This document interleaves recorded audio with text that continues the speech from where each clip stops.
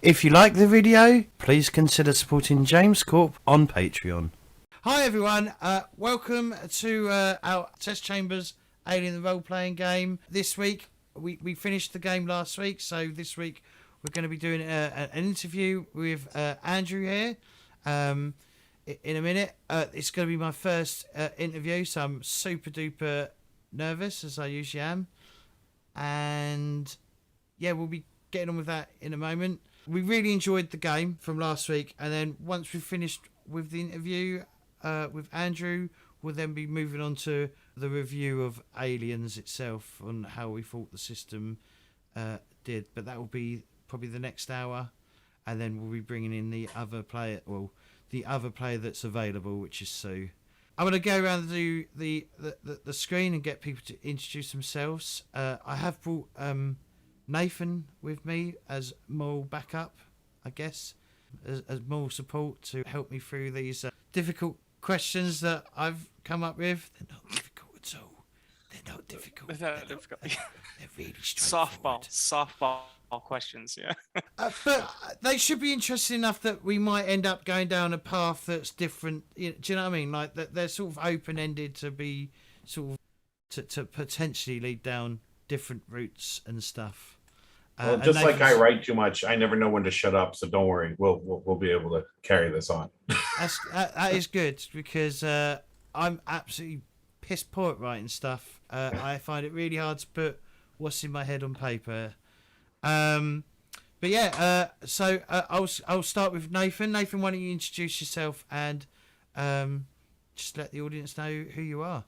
Yeah, Nathan Clark, game master at large for at least for this game, for this version of Test Chamber. I'm Godless Polecat. Anywhere you care to find me online, but good luck finding me online. I'm rarely active. I kind of stay off that stuff, but I'm on for certain things. And Andrew? I'm Andrew E.C. Gaska. I am the writer of the award-winning Alien role-playing game from Free League. Free League Publishing. We've won 9 awards in 2 years, which blows my mind because it took me 48 years to win an award, and now I've won 9. But the other things I do is I'm a franchise consultant for Fox Disney on Alien. I've been on Predator and Planet of the Apes as well. I have just recently written a Choose Your Own Adventure graphic novel with my writing partner, E.L. Thomas, over at Oni Press. And I am the creative director of the Carbon Gray role-playing game, which uses the West End Games D6 system that was just on Kickstarter and will be in stores, I believe, early next year. So. Really? People still use Star Wars D6? We kind of doing a revival with it. We made a deal with the West End guys. It's all official, has their logos on it and everything, and we have a whole bunch of stuff coming using that system. Me and my partner Eric Yale Thomas, we've done some modifications to it. So we call it the D6MV, which is magnetic variant because the company's Magnetic Press that puts it out. And so we've just done a few things to bring it into this millennium, but in most ways, like if you look at most of the modern games that are out there now, they definitely, like, you could see that they had their genesis and the ideas that were going on with that, with the dice pool and everything like that. So yeah, it actually really fits well with the modern aesthetic. Yeah, that sounds dope. Yeah, I have very fond memories of the Star Wars West End games back from sometime in the 80s. Well, no, I didn't start till the 90s. That's a lie. 90s, mid-90s, early to mid-90s is when I cut my teeth in Star Wars. I should mention one last thing. I'm also the lead writer on Nightfall Games' Terminator game, which comes out next year. Oh Jesus, you're Mr. Oh, we want to cross these all these properties over. How do we do it? Yeah, it's I should be sending you email after email after email if I find out you get your hands on all the pies that like formed my science fiction love as a kid. Well, these are all at different companies. Oh yeah. Yeah, and unfortunately, since they're owned by other licensors, it's actually pretty difficult to make one of these things happen unless the properties are at the same licensor. So like Yeah. Alien versus Predator was easy to happen for Dark Horse back in the late 80s, early 90s because they were both Fox, But it takes a lot of wanting to work together because one company is going to think that their property is more valuable than another company. So why does it benefit me to cross over with that? Or am I just benefiting them? Or is there some other benefit? It's all politics. So. Oh yeah. Well, that's the problem, though, isn't it? And a lot of it's like it's fan. The fans. I've always loved crossovers. Like, I mean, one of my favourite crossovers with aliens is actually Judge Dredd, because obviously I'm British. I've grown up with Judge Dredd for most of my life, and I really enjoyed the. What was the book called? Is it this one? Incubus, I think. This one, that one. Really? Oh, it's not even. Wait, get it in. Yeah. Yeah. I have a different take on crossovers. I usually don't like them. It usually feels like the writer completely understands one of the properties and has no clue about the other one. It's very difficult to find someone who is like super knowledgeable on both. And the other reason why I kind of don't like them is that they're not canon in the end. I mean, I know canon doesn't really matter, but it's like the Judge Dredd one is an interesting thing because with Judge Dredd, every time it crosses over with something else, that stuff counts in the Judge Dredd universe, but it doesn't count in like the Batman universe. It doesn't count in the Alien universe. Like Judge Dredd, they'll mention when he fought Batman years later as that time that vigilante with the pointy ears showed up. They can't say Batman again because they no longer have the rights to that. But they still managed to make a comment which keeps it in their universe. So Judge Dredd is a very interesting take on that. So all that stuff actually happens there, but it usually doesn't happen in the other universes, if that makes sense. Yeah. I like how we've gone down the route of crossovers. That's great. But yeah, I mean, that's really interesting that like you've got your pie, you've got your fingers in so many different like property pies and stuff like that. The success of Alien has opened up a lot of doors for me. And people are recognizing because I did Planet of the Apes first, and that's actually Planet of the Apes is what opened all these doors for me, really. I got the rights to do a Planet of the Apes illustrated novel in 2008, I think it was. I had been working on video games, and I went into a comic shop, and there was a Planet of the Apes comic there, and I was like, "Oh, new Planet of the Apes comic! Is this from Marvel? Is this from DC?" And it was from somebody called Mr. Comics, and I was like, "If Mr. Bleepin Comics can get a license, why can't I?" Yeah. And so I got an entertainment lawyer, and I was making good money at the time, so otherwise this never would have happened. Got the rights to do it. Talked Fox into the idea of the illustrated novel, and when they shifted the franchise director over there, the new one, Josh Izzo, who came in, he actually had read the book, which is kind of rare in this type of thing because, like, I from what I understand, it's happening more and more now. But generally speaking, back then, 10 years ago, and before that, these things would come in, they'd hand it to an intern and say, "Hey, make sure it doesn't violate anything. Is it all right? All right, fine, I don't care." They don't read it. But Josh actually read it, and when there was when they were trying to put together a hub system of websites for all Fox properties, they were having problems understanding the Planet of the Apes timeline. And Josh called me out of the blue and said, "Hey, I read your book. It's clear you know this property better than we do. Do you want to come on as a franchise consultant?" So putting all the money I did into that Apes book was really what got my career going. So it's like it was a gamble, and it was like, okay, I have this money now that's coming, and it may not continue, and it didn't continue. It was like one of those, here's a windfall. Do I Do I buy a house? Do I buy a house? Do I buy a boat? Do I, you know, do I do a lot of crazy things? No, I bought toys and I decided to invest in my future, and it worked career-wise. So that led to Alien, and well, first actually that led to the Predator Bible, because I did the internal Predator Bible at Fox, and then from there Alien, and at this point people see me as somebody who has an understanding and a care for these properties. So that's why the Terminator people were at Nightfall Games. They were like, oh, we'd love to have you work on this. So yeah, I'm sorry. So See, I told you I don't shut up.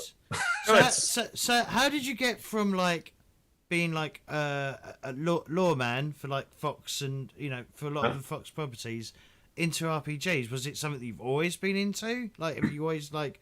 Did you always played like Dungeons and Dragons back in the day? Did you did you go for the whole like many different RPGs and so on and so forth, or is it fairly new?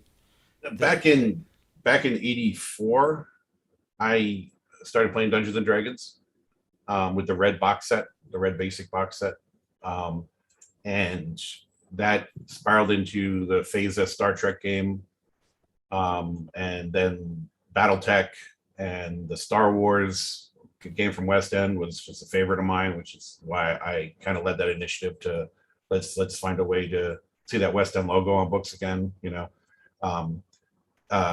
It's gaming was very important to me, and I was always a game master, because the first few times I played, it was disastrous with Dungeons and Dragons and with Star Wars. I played BattleTech, Mech Warrior, and Star Trek. I was a player for those, but for every other game, because I had a good GM for that.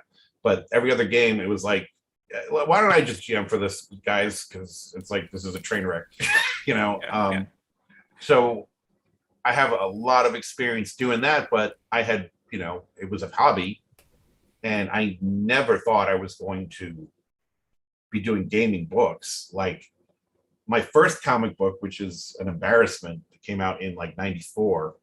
It's a one shot. It's actually based on my Dungeons and Dragons campaign. So it's like, if anything, I saw that material as a way to create comic and novel stories. I never thought I was actually going to be doing, gaming stuff. But when I was dealing with Fox, there was not a lot going on, because they had kind of they kind of slowed down on a bunch of stuff because of the acquisition that was coming from Disney. And so I did the Predator Bible, and other than that, the franchise director there, who was a new guy, he said to me, if you can find any company who wants to, do some kind of published project with these properties, we know you know them, we'll recommend you as the writer to them. And so I searched for almost 2 years with Alien, and every company I went to said, "Oh, it's a one note thing. It won't make money. Yeah, it'll be like, oh, okay, Alien. Oh, here's the Alien again. Oh, it's another Alien. Who cares?" Nobody wanted to back it. And then finally, I went to my good friend Joe LaFavi, who makes magic properties happen all the time. Like, he's the guy who connects all these amazing role playing companies or book companies with other properties. And I went to Joe and was like, "Joe, can you find someone for Alien?" And just tell them that I would love to be the writer. And Joe had just been approached by Free League and about working together. And Joe had asked Free League, "Can I have a list of your top choices for license you'd love to have?" And they had Alien on the top of the list. So it's just knowing the connections and all that other stuff. It just, so I originally was just supposed to write the lore, because that's what Fox knew I could do. And that's what, so that's what they told them I could do. And I don't know, somebody else was writing Chariot.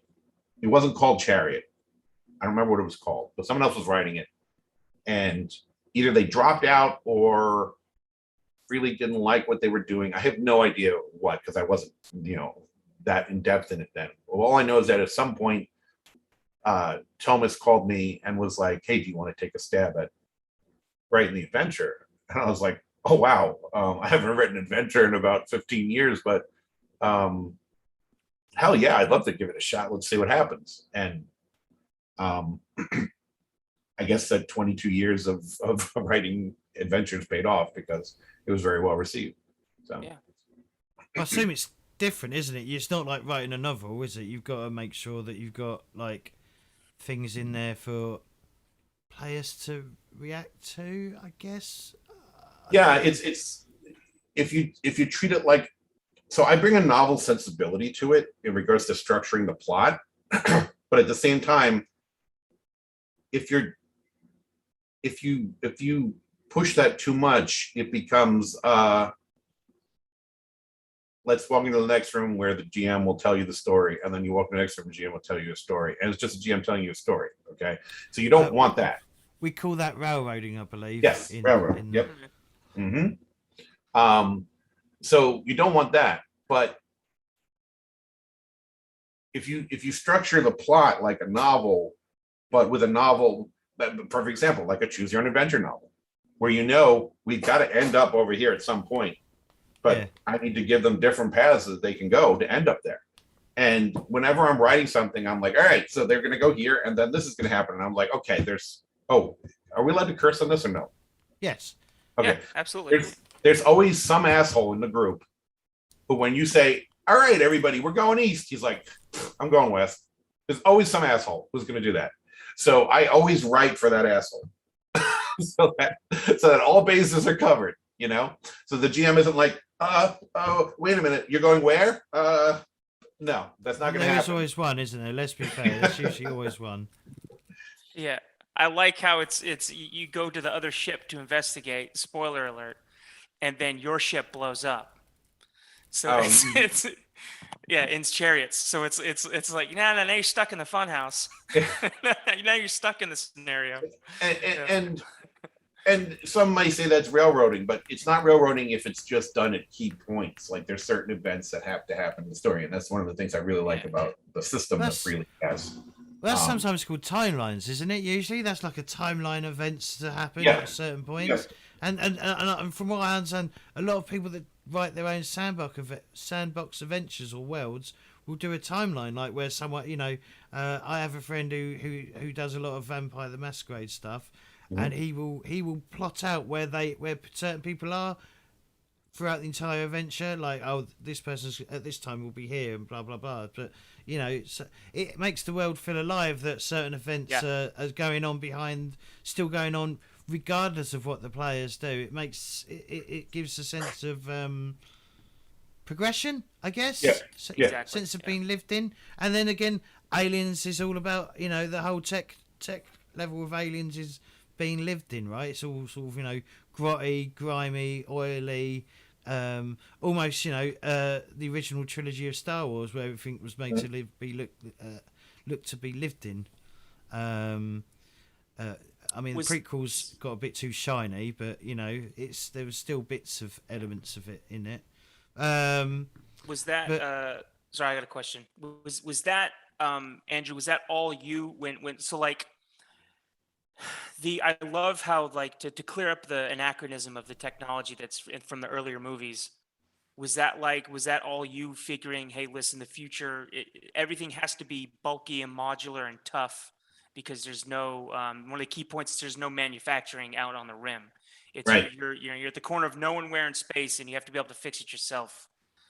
Yeah, that was me. I was doing research into how certain graphic designers are seeking out CRT monitors because they get different colors from them that they do from the digital ones. And I was looking, I was like, wow, okay, so old technology does have a purpose, and we see old technology in there. So let me dive deeper. And that's one of the things why you'll see in Alien, in the first movie, you'll see TDK 90 and 60 tapes laying around, the audio cassettes. So I looked into that magnetic tape, and there's so much now. The way you can store a magnetic tape, you can get like 90 teraflops or whatever on a tape like that. So I thought, wouldn't it be great if this is the disposable media on the frontier? It looks like it's just a 90-minute audio cassette, but it's a 90 terabyte or whatever you want to say, whatever large number we feel like of data Yeah. that's on that, and it's considered disposable. It's like it's a use and lose type thing. If it gets damaged by a solar flare, oh well, it's not but hard disks and stuff like that. It's when you have card copies like CDs and stuff like that. That stuff is you have a EMP burst, that disk is going to still have that data on it, but the hard drive isn't, because it's got magnetic fields. You could wipe out that hard drive. So it was more of a protective measure, and it just made perfect sense. It also made sense that the rich guy, Wayland in Prometheus was like a state of the art thing. And it also actually makes sense that the Covenant was state of the art as well, because it was our first big push out into this area of space. So we're going to publicize it, and we're going to put all our money into it, and it's really the first time Wayland-Yutani was a thing instead of just Wayland as a company. Yeah. So there's logical reasons why you can explain the technology being the way they are in the various things we've seen. Things like that are important to me because they help the reader feel like there's cohesion to the universe. It makes them feel more comfortable. Like, no, all this makes sense now. I can live with the prequels now because I understand why that tech was like that there and why it's like this here. I can that's actually the best compliment I think I've gotten, and it was one of the first comments we got when the stuff started coming out was and I'll just say this: I love the prequels. Actually, I think there's a lot of good stuff there, but a lot of people have negative things to say about them. So the comment that we kept getting was Charity of the Gods redeems the Alien prequels. So, yeah. Because there's all this good stuff there that you just have to tap it in a way that makes people don't feel like, why are you giving me this new thing? They feel like, oh, this new thing fits with my old stuff, So Yeah, but I think it works too because like the prequels it's still body horror. Mhm. It's still this disgusting biotechnology stuff that's happening to people, and just like none of that technology helped anybody. It's because what you're about to face is wholly alien to anything that you know or even think exists. So it's none of this flashy tech, none of this stuff is going to help you anyway. The white The worms neomorph don't is break damn your arm. terrifying. Yeah. The neomorph, oh my god, Yes. so amazing. So yeah, no, it's I think that if you watch a lot of the cutscenes from Prometheus, if they were put back into that movie, I think a lot of the complaints that jaded fans have go away. I think they would see, oh wait, that's why that was like that. That's why that was like that. So the movie seemed to have suffered in the editing, but it's still such a powerful piece to me with important questions to ask about us and is it even important to find out? Do we want to know where we came from? Yeah. So it definitely brought new stuff to the franchise, which I think it needed because it was kind of running in circles. I don't think I'm a big fan of the AVP comics, but I'm not so much of the AVP movies. I think that they kind of turned it into schlock. And in the process, what happened is the AVP movies kind of made the Predators a lot cooler than they had been originally, but also dumbed down the alien in the process. So I prefer to have my chocolate and peanut butter separately. I like having the Predators here and the aliens over here, and it's fun to have the AVP universe as a separate universe as well, and that's literally what the doctrine over there was. We were told to look at AVP, Alien, and Predator like Christian Bale Batman, Adam West Batman, and Tim Burton Batman. They're all Batman, but they're all in their own universe. Yeah. So. That makes Sorry, more off on sense. another tangent. Sorry about that. That's all right. That answers one of our questions too. Anyway. You've actually answered quite a few of my questions. Actually. Sorry about that.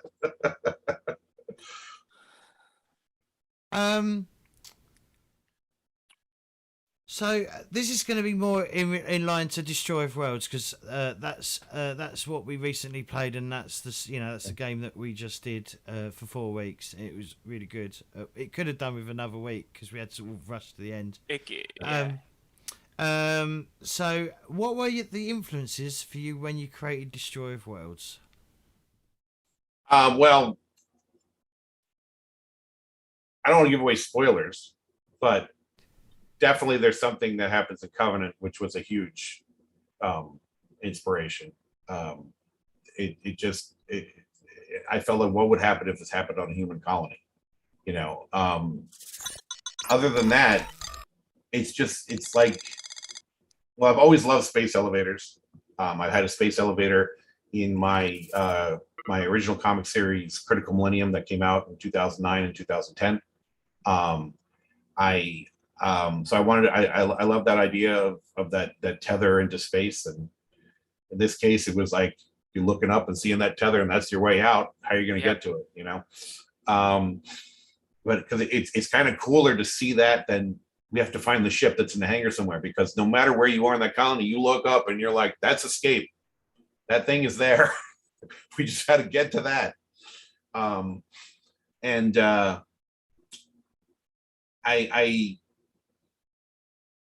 I'm fascinated by going through all these throwaway things that people have written into the Alien universe over the years, and the Oil Wars is one of those, one-off comment things. And then the bacteria that is in the story as well is another one from another story that's a one-off thing, and it's like, how do we connect these one-off things and make a story on it? And I did not want to repeat Aliens, so I did not want to have a small colony of 125 people.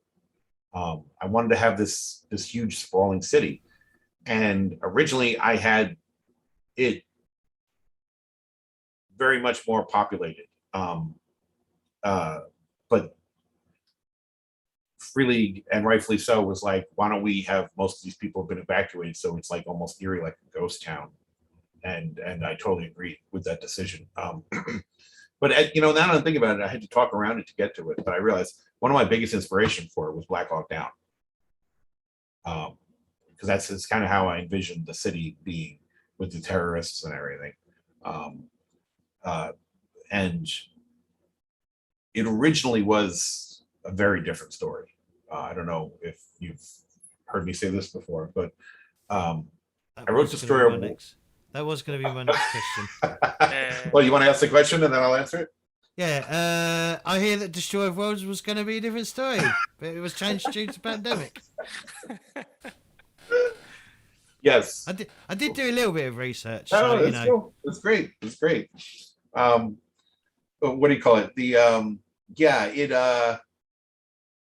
I wrote it in the fall of 2019, right? Yes. Yeah. Pandemic started in spring of 2020, right? Is that correct? I'm doing my math right. I'm doing my years right here. Okay. I thought it was just. I thought why it's called COVID-19 was it was found in. It's the tail end of 19, but it didn't scoop up and. Right. It didn't start affecting everybody's lives until like February, March of. Yeah.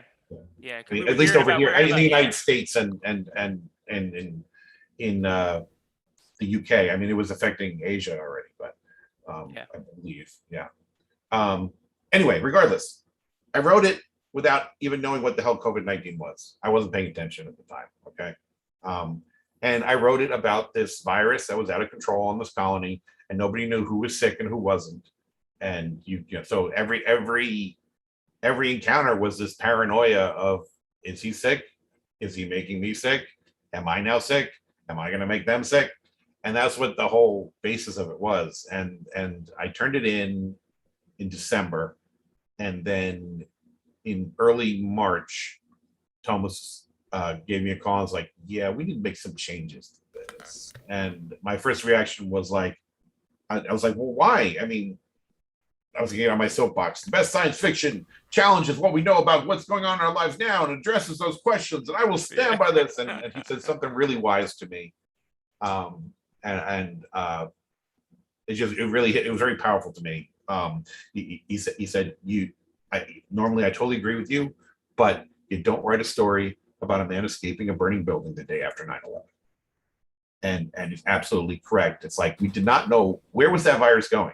Where was that virus going to be when Destroyer actually hit the shelves? What kind of a messed up world were we going to be in at that time? Nobody knew. Let's change this so it's not quite on the nose. Yeah. And maybe use that for another time instead, So he was absolutely right. And I have to say, with, a year hindsight, looking back at it, this Destroyer is better than the original. It definitely is. Like, if I revisit that concept, I already know how to do it much better now just because I did this instead. So everything worked out really well. You can pay attention to how people reacted to a real life virus as well. Do you know what I mean? Like the whole deniers and stuff. We're not wearing masks because it impacts our freedom.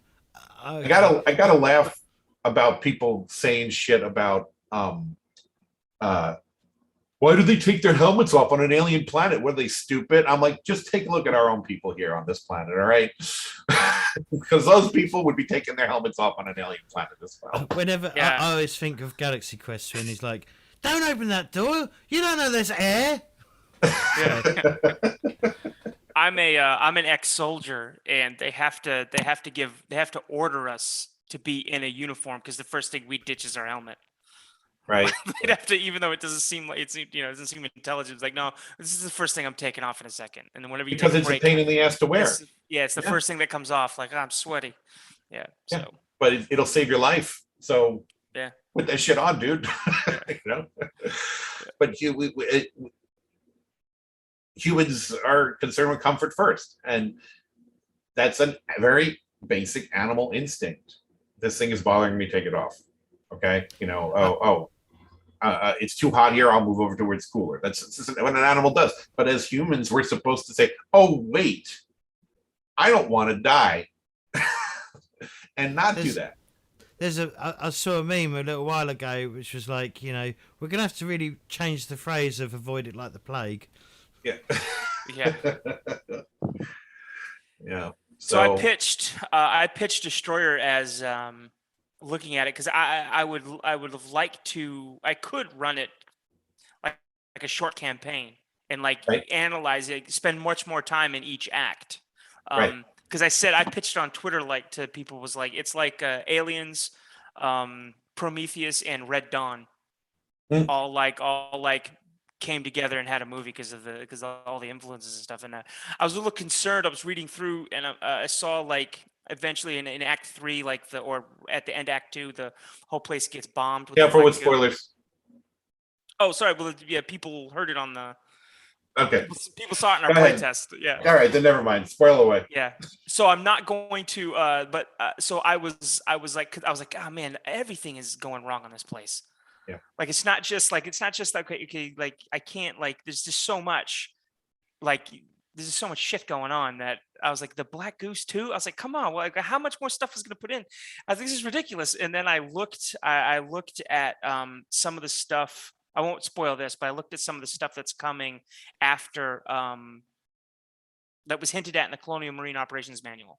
Mm-hmm. Like the border bombers and stuff. Mm-hmm. And I was like, and I saw that in it when you talked in the when you talked at the back of the book about, hey, you can run Destroyer Words as a prequel to this. Yeah. Or if not, you run it as a prequel because if not, it's going to be spoiled because you're going to be looking back at what happened in Destroyer Worlds connected to this other, this meta plot and this adventure that's after the Colonial Marine Manual, or it's in the back of the Colonial Marine Manual. So I was like, oh, okay. This is all, I was like, I don't know why I didn't think this would be intelligently written because everything else is, everything else is written that way. So yeah, I should just trust it, and it was good. Destroyer Worlds was also a learning experience for me because it was the first time. Chariot was written not to be as part of a box set. It wound up becoming part of the starter set eventually, but it was released just as an adventure.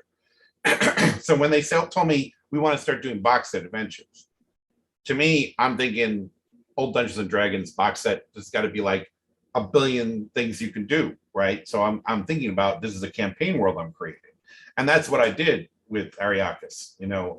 It's you could play on that world several sessions before you even get to Destroyer if you want it. There's enough going on there where they could be spread out forever. And I remember the initial complaint that we would see was, what is with this black goo? Why? It's not explained. It's bullshit. You're just trying to throw things in there. Well, actually not, because I have this huge long plot that's going through all these stories. What's found in Chariot is, we first learned that they're altering and modifying in Destroyer, and that comes to full fruition in the Frontier War, which leads us to understand something about it that's revealed in Heart of Darkness. And that thing in Heart of Darkness is revealed to be a bigger threat than it seems to be in Building Better Worlds, and then blah, blah, blah, blah, blah. So it's like the world is changing. We're changing the face of the alien universe, instead of it just being that same one note thing that all those publishers said, oh, it never worked because of this. So when we get to the Space Trucker supplement, right? Space Trucker missions are going to be very different than they were when you were playing the core book, because at this point, the Frontier War has happened. Several colonies have been separated.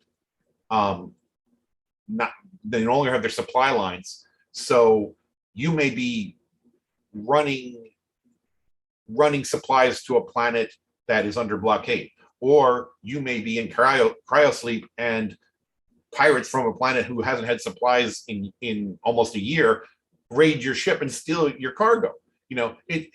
Everything's different now than it was before, because these events are affecting everything, and these events are affecting things that are going on in the greater expanded universe as well.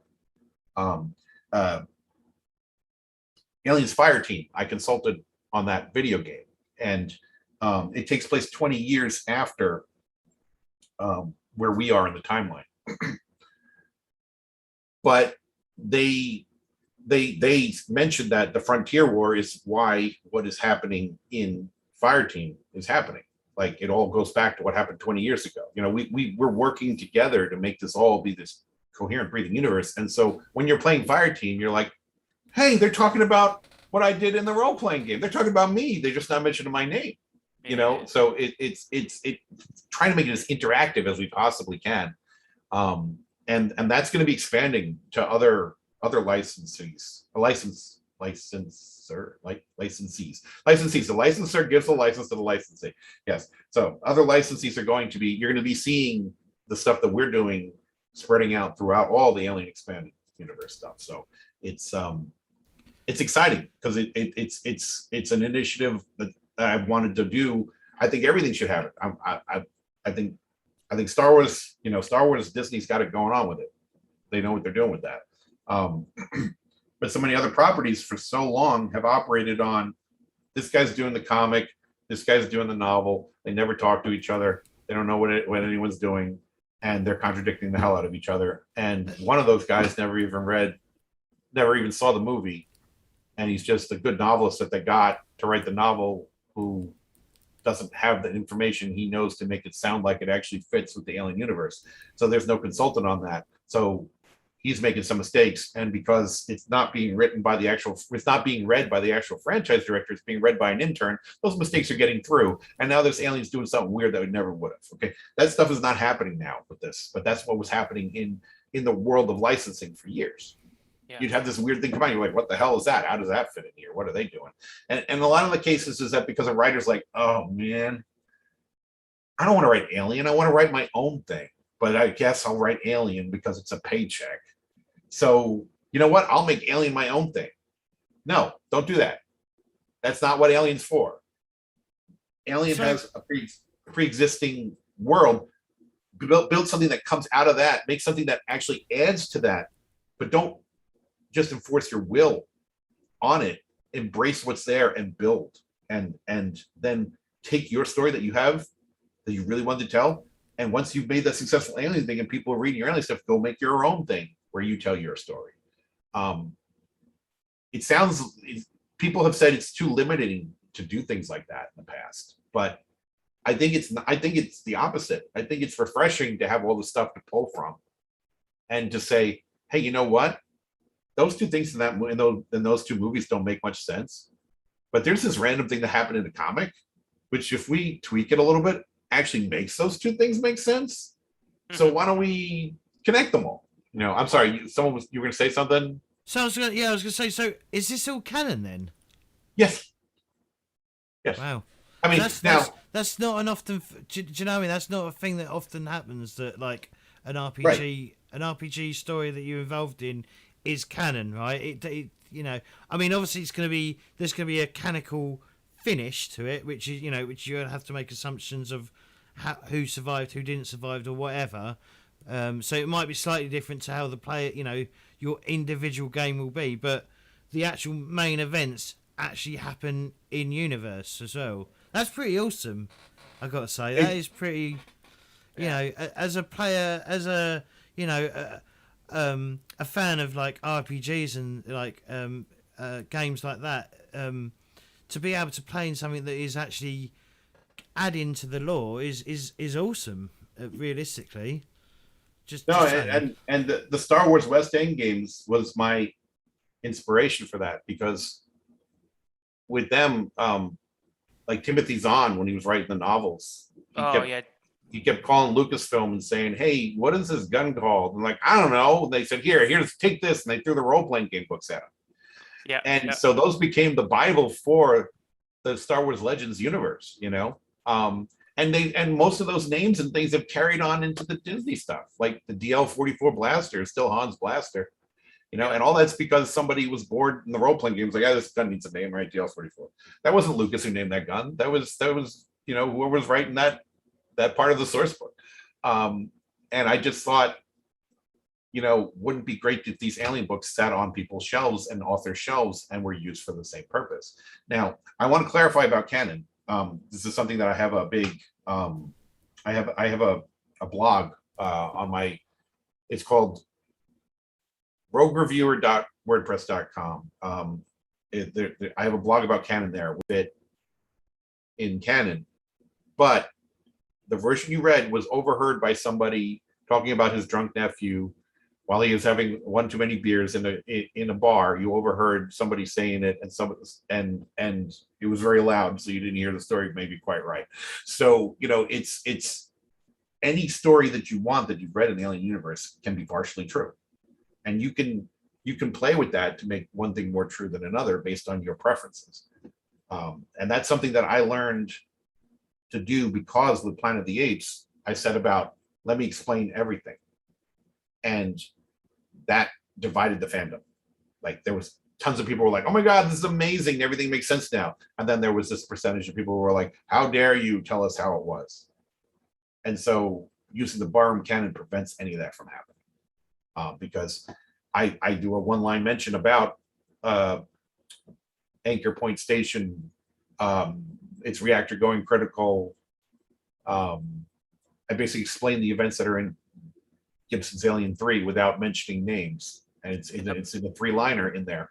So that one person out there who's like, well, not one person, I'm sure there's more than one, but those few people out there that are like, well, screw Alien 3, I love Gibson's Alien 3 instead, you can shift it that way in your mind if you want. The actual canon will, of course, always be that Ripley died on Fury 161. But you can take what I've given you and take it in the direction you want. So, yes, it's canon until Ridley Scott says it's not. That's the easiest way to say it. Cool. Yeah, I guarantee you, Ridley Scott will never be like, oh, I got this great idea. Oh, the role-playing game said something different.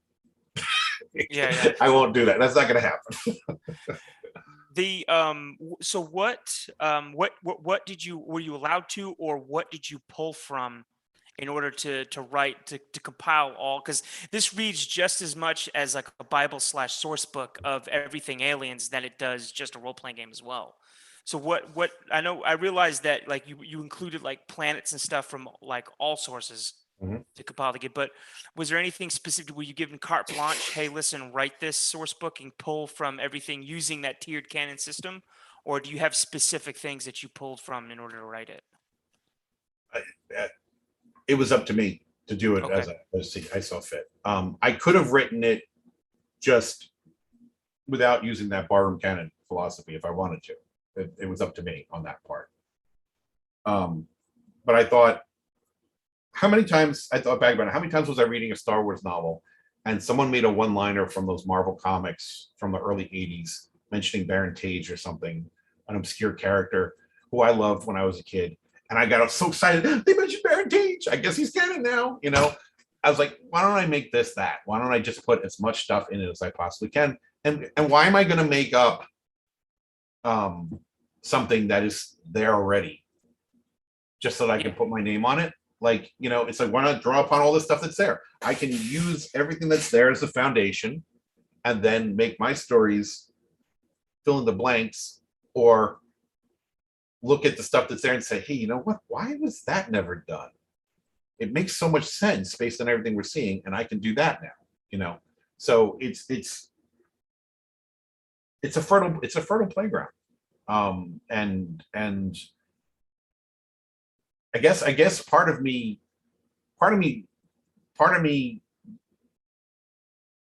did that because of my work on the Predator Bible, because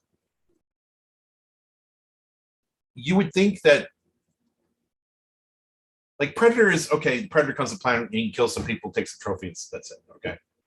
And you think that's it. But then you read all these Predator stories that were done over 30 years, and you start to see patterns. And these people were not talking to each other. These people didn't have any guidelines to go by. No one, Fox didn't hand them say predators will always do this, but never do that. That didn't happen until recently. Things like that happened recently. Okay. But you would see that, okay, so the authors, all these different authors, their perception of the predator always leads them to think that a predator brushes his teeth at 6 a.m. The predator will always yawn after he eats a hamburger. You know, it's like I'm making up nonsense, but you see what I'm saying? It's like you start to see that the idea of the predator suggests these specific things, which always are. So these must be true to the core of what the predator is, because those things may have first been seen in a comic and seen in a novel that were written at the same time where those guys weren't talking. But then later on, a movie did it, but the person who wrote that movie didn't read that novel and didn't read that comic. So it's like, well, damn, that must be what a predator is, isn't it? You know, so you start to see how all these things can connect and actually work really well together.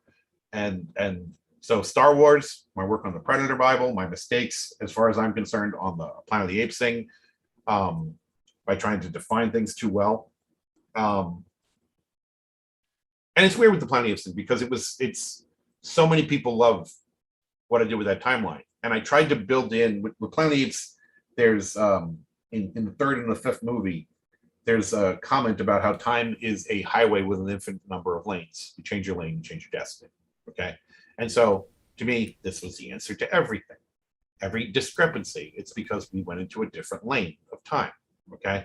And I set up this whole intricate thing about how, you know, Taylor and all the other astronauts launched from lane A, but some of them wound up in lane C, some of them lane D, some of them wound up over here. And I thought, since it says it's an infinite number of lanes, there's all those lanes for whatever theory that the fans want could be in those lanes. And somehow that was offensive to some fans. Well, because I moved their stuff over to these other lanes, and they didn't like that. So with the Barham canon, it leaves it ambiguous for you to put whatever you want in there. You see the difference there? It's subtle, but yeah. So I do have I mean, I've got one more question, but I do have a few questions from like Patreon and Twitch subscribers. Because I mean, we're getting close to the hour, but if you don't mind running over a little bit, I'm all about it. I told you I don't know how to shut up. So will you have any involvement in the Blade Runner RPG as well, which Free League's just announced? No, but the person who is writing it he is the king of Blade Runner, so he knows his stuff really well. Good friend of mine, and it's in good hands.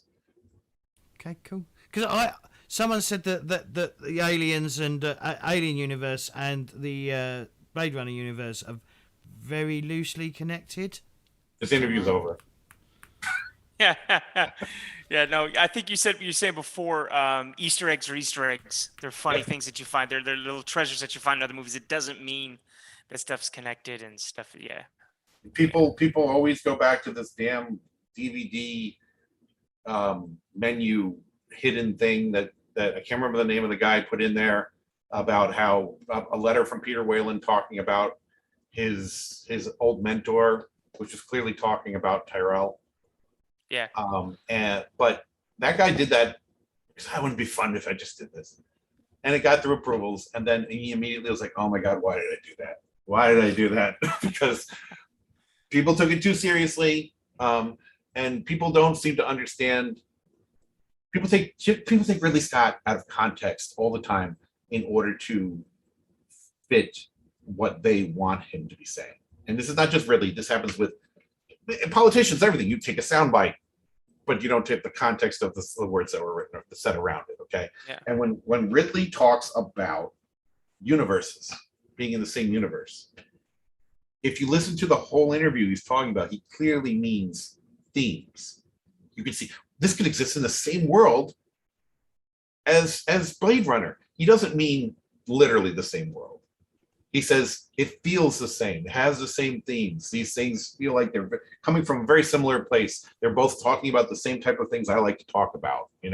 That's what he's talking about. He's not talking about building a canon world of two together. Plus, they belong to different companies. Like, Yeah. and different companies who don't want to play. I mean, I don't even know if that's true, but they don't. It's not. Could we do some kind of crossover with that? I don't know. It wouldn't be easy though. It'd be much easier to do a Aliens and Planet of the Apes crossover. Not that we do that either, but because both of those are at the same place. You see what I'm saying? Does it benefit the Blade Runner company to do a crossover with Disney's Alien? Does it benefit Disney to do that? I don't know. Maybe it does. Maybe they both want to do it. That'd be wonderful if they did. But I'm not going to hold my breath on such a thing. They want their property to be their property and not owned by someone else. That's for sure. Yeah. So. I personally think that it would if it's like why do a crossover when you could just do an original story set in a Blade Runner universe, or you could do another original movie set in the Alien universe Because or it's game. cool. As a fan of quite a lot of properties, crossovers are cool, right? In my opinion, if handled correctly, sometimes they can be absolutely atrocious, right? Fair enough, but if they're handled correctly, with being done by people that that love both properties, it can be done well, right? Yep. But if it's not handled well, then you end up with bad crossovers where, like you said, where you end up with one of them not really being handled particularly well and the other being handled as well as it could be. But yeah, I mean, I'm a massive comic book fan, so I always loved DC and Marvel crossovers. I know some of the times they're not considered canon, but do you know what I mean? That's it's great to see like two superheroes from a different universe working together but they're not canon because they won't ever mention them again. True. It's like I think there was one exception because Denny O'Neil went. JLA Avengers. There was a JLA Avengers crossover that DC took as canon, but Marvel sort of brushed it under the carpet pretty quickly. And that's usually what it is. It's like one or the other will take it seriously, or not. None of them will take it seriously. But regardless, you got to be careful about mentioning it because it's like I can't have the Flash, smoking a cigarette and talking about that time he hung out with Wolverine, because then Marvel will be like, copyright infringement, that's our character, so it's not going to happen.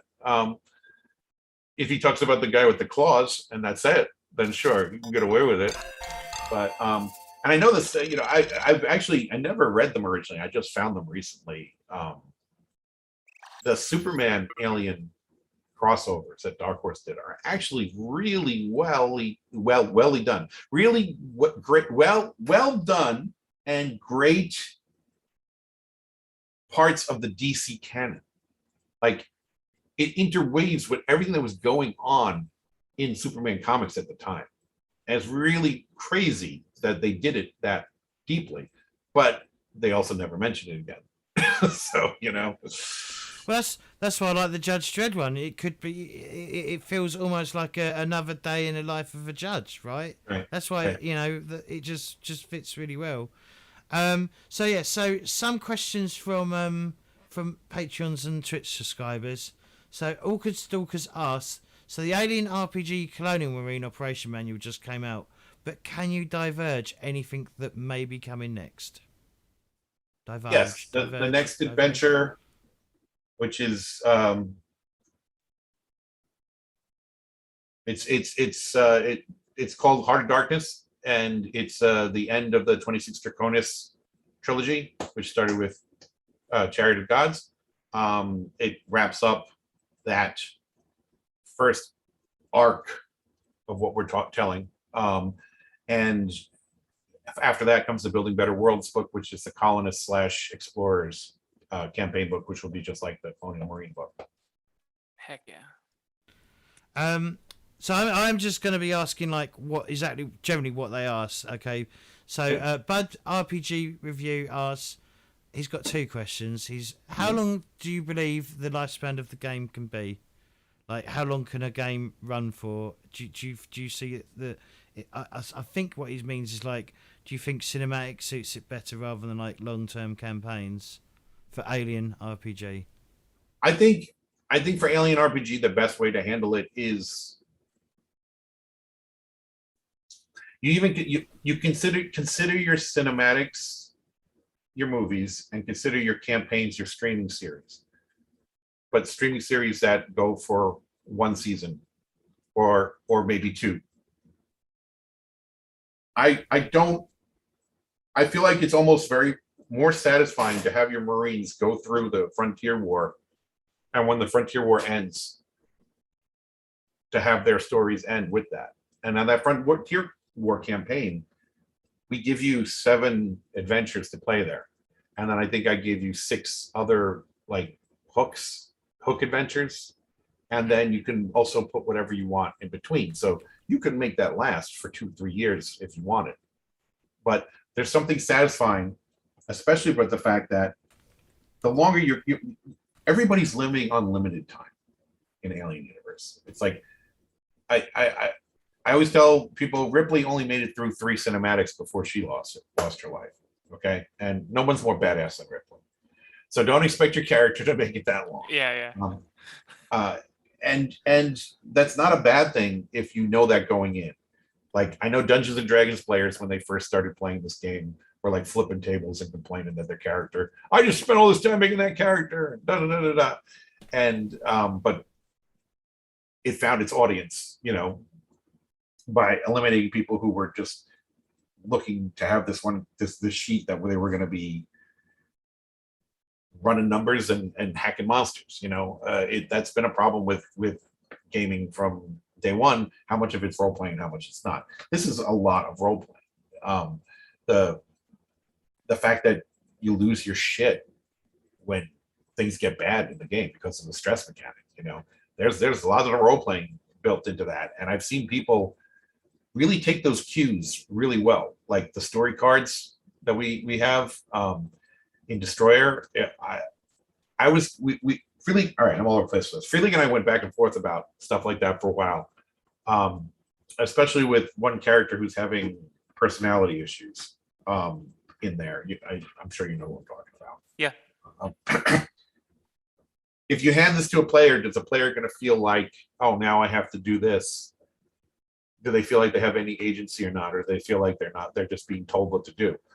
But what I've seen in most of the playthroughs is people embrace, oh, I get to do this now instead. That's awesome. Now I'm going to be an asshole because I just had a personality flip. And they really love playing these agendas, these agendas and story cards. So it gives you all that. It's all about the role playing, and it gives you the opportunity to explore themes. And that's really what this is more about, more than saying, my character got out of that one again. There's plenty of other characters to be picked up. And in fact, and I won't. This is a little tease. there's something really special we're doing about that in Heart of Darkness. Not telling you more than that though, but just let you think about that. So his next question is, do you have the rights to produce alien adjacent products such as a Prometheus or Predator? well, I mean, Prometheus stuff is all throughout everything. Yeah. We've done. Because it doesn't make sense financially to put Prometheus on the cover. But we've done plenty of stuff with the prequel universe stuff. We do not have the rights for Predator. Predator is a separate license. We did not get the AVP license. We got the Alien license. In fact, the AVP license is mostly on hold at the moment because they're concentrating on Alien and Predator instead, which is what happens with these things. You know, at some point, they're going to push Alien and Predator back again and say we want to do AVP instead. You know, these things come in cycles. So, and I don't like my Predator and my Alien. So there's plenty of stuff from every now and then I put an AVP Easter egg in things. I put Easter eggs for everything in there. Okay. Those Easter eggs don't mean any more than any of the other ones do. Okay. But most of what I have sought out to do is make sure that anything that is clearly from an AVP product is not in this, because let's pretend that eventually Free League is like, oh, we'll do an AVP role-playing game now. Whatever source book we do for that has all this stuff that I've put aside, said, no, we'll save that for that, save that for that. That will make that a unique world of its own that can then draw upon the Alien source book as well, if you want, instead of having them be, oh, we've reprinted all the material, you know? So, no Predators. Stop asking that, everyone. Stop asking. No Predators. So the next question is, Savage Spiel asks, what are your favorite monsters? Carpenter's The Thing, Jaws, and the Alien. Cool. And the last question that we have is, Jay will ask, if you could work on any property, what would it be? Star Wars. I mean, I'm a Star Wars boy. All my entire life's choices are because of Star Wars. Right. Yeah. I mean, for better or for worse. You know, I was. It's funny because you look at the progression of things, and it's just like I look at myself as a kid playing with Star Wars figures, and kids would come over and we all play neighborhood kids, and inevitably there's 3 kids who come with their Luke Skywalker figure and everybody wants to play Luke Skywalker. And I'd be like, you can't do that. You can't do that. That doesn't make any sense. Somebody wants to kill Han Solo. And I'm like, you can't kill Han Solo because he's going to be in the next movie. You know, so then with the Lukes, I was like, okay, so what we'll do is this. The Empire has cloned Luke. One of these Lukes is the real one, but nobody knows which one. Okay, that's what we're playing now. In order to get so, and I was doing this stuff with kids, and I was 7 years old. You know, which clearly led to game mastering role-playing games, which clearly led to a life devoted to trying to do material in this stuff and then writing role-playing games. So it's thank you, George Lucas. Yeah, thanks for yeah, that. well, yeah. I mean, let's be fair. He's probably influenced most things, right? With the style. Oh my God, words. He probably caused a lot of like the boost in popularity of science fiction. Of course. When he did A New Hope. I know it wasn't called A New Hope at the time, but the Star Wars film, right? With his, you know, ILM and all that stuff that sort of pushed model making and like special effects further forward. I mean, I'd even say like, I think they are starting to look dated now, but they were like they held their, you know, they held their effects for a long time, like a long time. Mm-hmm. Yeah, it's just like Star Trek inspired people to want to be astronauts. You know, Star Wars opened up my mind to to a world of possibilities that science fiction and fantasy can bring. And I have, through thick and thin, I have stayed with trying to make a life in this industry. I've been a pharmacy technician to pay the bills. I was a limo driver to pay the bills. I worked at a comic shop. But everything kept coming back to me trying to do something with this. And my first big break with it all was working on with Rockstar Games on games like Grand Theft Auto and Red Dead Revolver and all that stuff. But that was doing graphics-based stuff. So I wasn't writing for any of that stuff, So I got there and I was like, okay, I'm making good money. And it's in the entertainment industry. So do I stop there? And I was like, no, I really want to write. So I eventually got out of that and into this. And there's much more money in video games for sure. But yeah, there's probably longer hours in video games though, right? Yeah. Not if you're in-house writer, but if you're doing any graphics and if you're creating the game, then yeah. But I mean, I worked freelance for them, but freelance on retainer. Okay, so it was the type of thing where and people used to make jokes that I was a doctor. I'd get a phone call at 1 a.m. We need this by 6 a.m. Okay, I guess I'm not going to sleep tonight. But the way it is now with me writing all these role-playing games, it's the same damn thing. My sleep is shot to hell. I sleep very bizarrely, and I'm constantly writing, and but I'm getting to do the things that I love, so I'm pushing through it and hoping that I can get myself on a more human schedule at some point. But it's like I'm at the place now where I've worked on something. Alien is the best thing I've ever worked on. I've been recognized for the work I did on this, and it's the best work I've ever done for sure. But I worked just as hard at that other stuff, and a lot of it wasn't noticed, So now's the time where people are calling me to say, hey, that's that guy who got all those awards and wrote that thing. We want him on our property. And that property just happens to be something that I love, like Terminator. So am I going to say no to that? No, I'm going to pretend I'm 24 instead of 50, and I'm going to stay up all night and shave a few years off my life by not getting proper rest, but I'm going to get the stuff done, So, final question from me. When are we going to see a Planet of the Apes RPG? I can neither confirm nor deny these allegations. I love that statement. Right. Well, so we're gonna wrap it up there. We went 15 minutes over, but sorry for keeping you. If you've oh, no problem. This was fun, guys. Thank you for being a guest on our Test Chamber podcast, VOD on YouTube or the stream itself. Hopefully next time we might, if you're when you bring out the new game and if you've got a few weeks spare, maybe you could run it for the Test Chamber if you're free for like a few weeks in a row. Yeah, I'm not sure about that one, because here's the thing.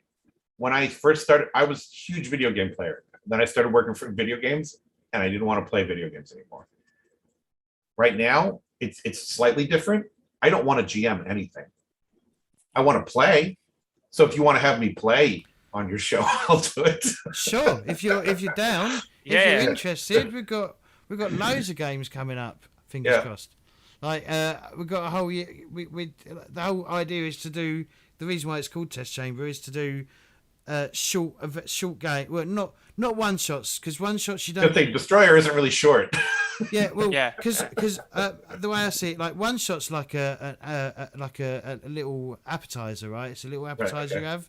Where what we're doing is more of a, I guess it's more of a meal. It's not a full course meal. It's like a steak dinner, right? You get so that you can you get a taste of how the game works, how the mechanics work, how how characters can advance. If it's long enough, we'll do character creation as well to give you an idea about character creation. And then at the end, which we will do after once we finish the interview, we will then see how we thought about the game as well. So it's like a complete package in like one whole thing. Some videos may be more popular. The interview may be more popular than say the actual play, but people could then go back. You know, if they listen to the review, they can then go back and go, "Oh, that was an interesting review. Let's see how it played out." Because you know, I was interested in. Do you know what I mean? It's sort of a full thing, and a lot of GMs do watch like people actually playing videos just to get an idea how the game runs for themselves. Oh no, I've watched several videos to see the train wreck that Destroyer becomes in people's lives, you know, and I mean that in a good way, not a bad way. Well, unfortunately, Nathan, we all survived. We all survived. You all survived? Yeah, all of us survived. But we just shot first. Wait, and Nathan, you're the GM, right? Oh yeah. Real quick. You did it wrong. No.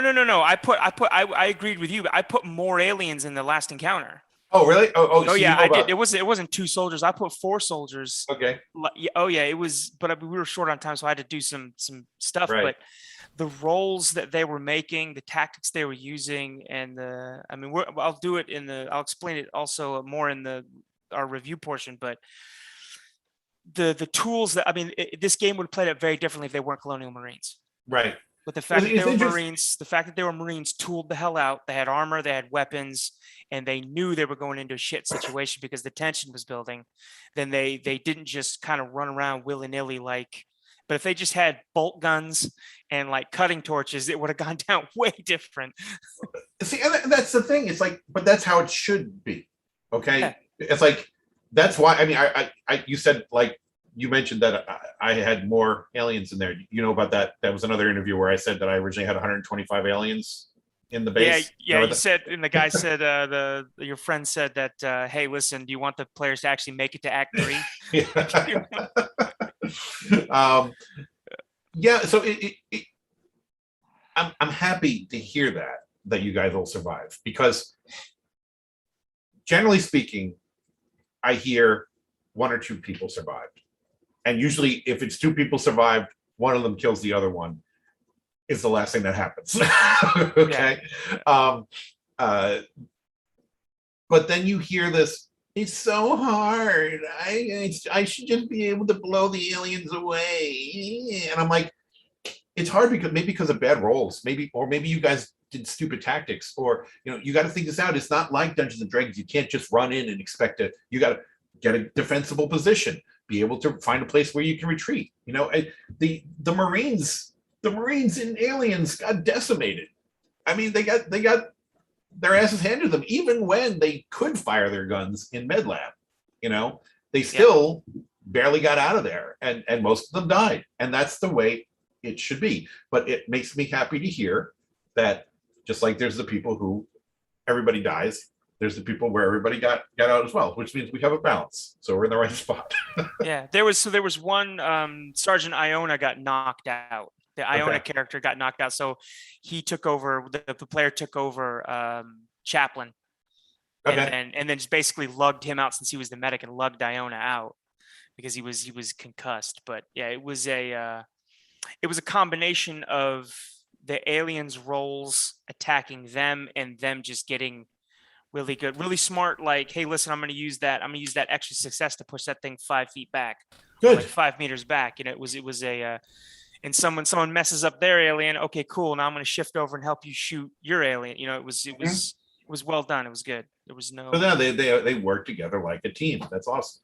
Yeah, it was good. And there was plenty of banter as well. Yeah. Was there betrayal? There was lots. No, because no one was Chaplain. No one was Chaplain. Okay. Yeah, no one was Majewski. Yeah, it was Iona. Majewski had the best agendas. You said his name wrong. Did I? Yep. How do you say it? So it's my mother's maiden name. Okay. Yeah, because I've seen it in other things. Right. I've seen it. So. And the character is based completely on my grandfather. That shit with the belt, my grandfather did that. That's awesome. So yeah, it's no. You know what? I don't even want to tell you. Not that I'll tell you when we get offline. Okay. Okay. But I don't want to tell public because Yeah, I don't love tell public. because I really love hearing that name get mangled. And the reason why I did this in the first place was because we would always get telemarketer calls from my mom when I was growing up. Can I speak to Mrs. Zimajewski? It's like it would be like that every time, and so I love hearing. That would be me on the other side, mangling up someone's name. Yeah. So yeah, no. When we get off, I'll tell you it. But I don't want the public to know yet. Heck yeah. Well, All right. I was but yeah. Thank you for the interview. Thank you for keeping it going. And just being an endless supply of like a wealth of knowledge. I guess. It was really cool. Fun. I definitely all the properties that you're handling are definitely properties that I grew up with. My parents were pretty lack on the whole you have to be 18 to watch this. Do you know what I mean? They were just I remember watching RoboCop when I was about 7, and but yeah, me too. Or whenever it came out. How young are you guys? I'm 41. I just had to remember. Okay. I've been lying for the past year that I was 39 plus 1. I didn't have last year's birthday, so I'm 43. Okay, I'm 49, so we're not that. Yeah, I watched Rambo 2 when it came out in the movie theater. I think I saw Aliens when it was released on VHS. I was way too young to see it. It scared the living shit out of me. Yeah. I turned all the lights on. I went to the bathroom all night long. It was nuts. Yeah, but then I loved it ever since. When I was 3 years old, my parents couldn't find a babysitter, and they wanted to go see Jaws. And so they were going to a drive-in theater. Okay, so they're like, we'll put him in the car, give him a toy to play with. He's 3 years old. He's not going to pay attention, right? Yeah. I'm watching the movie mesmerized the entire time. Totally quiet. Like my mom hands me the popcorn, and I'm just like, not looking from the screen. Spoiler alert: the shark dies, and I start bawling, crying like a baby. It's just awful, and they can't get me to stop. My mom's like, "What's the matter? What's the matter?" And I was like, "Why did they kill him? He was only hungry." Yeah. It's a great way to look at it. So I think I had seen Bambi not that long before then. And since Bambi was the name of the deer, I must have assumed Jaws was the name of the shark, and we were supposed to be along the ride with the shark, like he was the hero, I guess. Yeah. But then a couple of years later, I saw Jaws 2 in theater, and then I was 5 years old then, and oh my God, I was just terrified the whole time, and I couldn't sleep. It's like I moved past that innocence and into the embracing the horror. But yeah. It's funny. But yeah, thank you for the lovely interview. It was most appreciated, and being easy on me was great. Also having a co-pilot as well sort of helped if I was stumbling or But you guys were great, both of you. Thank you. I mean, like I said, it's our first time. Is it your first time, Nathan?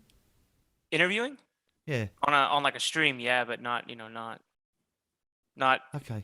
Like in my life, no. Not job interviews. Not a job interview, right? No. But yeah, thank you, Andrew. Where can we find you if people want to because you said you don't really use Twitter. Where's the best place for people if people want to Facebook? Facebook, yeah. Andrew E. Gaska is my personal account. You can always message me there. I'm always in the Alien Free League RPG group on Facebook. I answer questions all the time. And you can check out my blog, which is roguereviewer.wordpress.com. There's a bunch of Alien stuff in there, including that list with the Alien canon tiers, which is my most viewed article on there. It's funny. It's like everything else is 12, 20, 200,000 views. It's like there's always one though, isn't there? Yeah. So. Well, thank you for your time, and we will see everyone in about 10 or so minutes while we sort out get the players in and say our farewells to Andrew, and then we'll do a little mini review of last week's game. Well, it's not about the story, it's about the mechanics and stuff like that. So yeah, and people on the podcast, it will either be live the same day or it'll be live the week later. I haven't entirely decided yet. But we will speak to you soon. Bye-bye. Don't forget, you can support me on Patreon over at patreon.com/JamesCorp. And also get your name here in the credits. I'd like to thank Errors, Weefs, Orcus Dorcas, Matt, Mike, Ludovic, Adrian, Bud, Giuseppe, and J-Wall for your continued support on Patreon. Thank you very much.